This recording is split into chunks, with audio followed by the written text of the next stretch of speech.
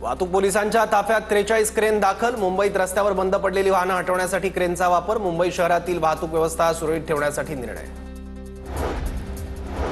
कल्याण डोंबिवली टिटवाळा परिसरात आज 8 तास पाणी पुरवठा राहणार बंद। सकाळी 9 ते संध्याकाळी 5 या वेळेत पाणी पुरवठा बंद। उद्या देखील कमी दाबाने पाणी पुरवठ्याची शक्यता। पाणी जपून वापरण्याचा।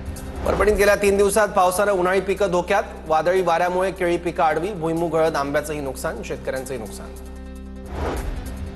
सोलापूरच्या करमाळ्यात उजनी धरणातील पाणी घटल्याने दहिगा उपसा सिंचन योजनेचे पाणी बंद। केळी उत्पादक शेतकऱ्यांनी केळी बागेवरून फिरवला रोटावेटर।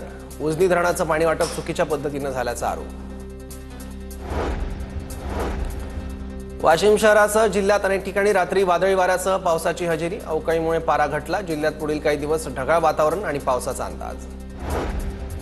बीडच्या कडा इथल्या हजरत मौलाली बाबा यात्रेनिमित्त आमदार सुरेश धस यांच्या हस्ते संदल मिरवणुकीत चादर अर्पण। हिंदू मुस्लिम बांधव एकतेचं प्रतीक असलेल्या यात्रेच्या वेळी फटाक्यांची आतिषबाजी।